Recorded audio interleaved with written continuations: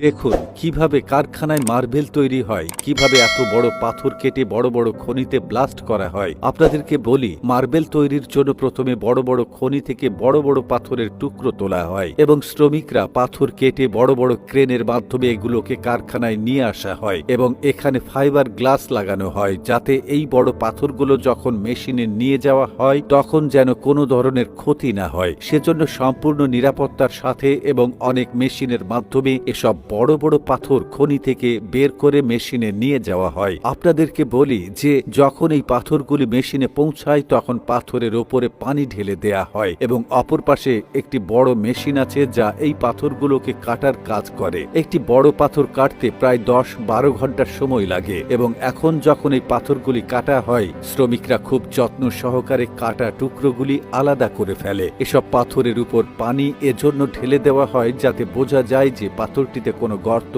আছে কিনা। আর এই পাথরে একটা গর্ত আছে, সেই পাথর বের করে মাঝে মধ্যে সেই গর্তে কখনো কখনো রাসায়নিকও প্রয়োগ করা হয় এবং রাসায়নিক প্রয়োগ করার পরপরই সেই মার্বেলটি প্রায় 10-12 ঘন্টা শুকানোর জন্য রেখে দেয়া হয়। আপনাকে বলে রাখি যে একবার পাথরে রাসায়নিক প্রয়োগ করা হলে পাথর অনেক শক্তিশালী হয়, যার কারণে সেই পাথর কখনো ভাঙে না। এই পাথরগুলি আবার পরীক্ষা করা হয় যাতে কোনো পাথর নষ্ট না হয় এবং পরীক্ষা করার পর এই পাথরগুলোকে কাটিং মেশিনের মাধ্যমে নিখুঁত আকার দেওয়া হয়। পাথরটিকে একটি নিখুঁত আকৃতি দেওয়ার জন্য এক পাশ থেকে কাটা হয় যাতে পাথরটি একই আকারের হয়ে যায় এবং নিখুঁত আকার দেওয়ার পর এটি উপর থেকে পালিশও করা হয়, যার কারণে এসব পাথর চকচকে থাকে। পালিশ করা ও পাথর কাটার কাজ একই সঙ্গে চলে, একই সাথে চলতে থাকে। এখন এই প্রক্রিয়ার পর আসে পাথরের দাগ ও দাগ দূর করার পালা। হ্যাঁ, কাটা ইত্যাদির সময় পাথরে অনেক ধরনের আঁচড় ও দাগ দেখা যায়, যেগুলো পরিষ্কার করা খুবই জরুরি, কারণ পাথরের দাম নির্ভর করে তার সৌন্দর্যের উপর। সেজন্য খুব যত্ন সহকারে পাথরের গায়ে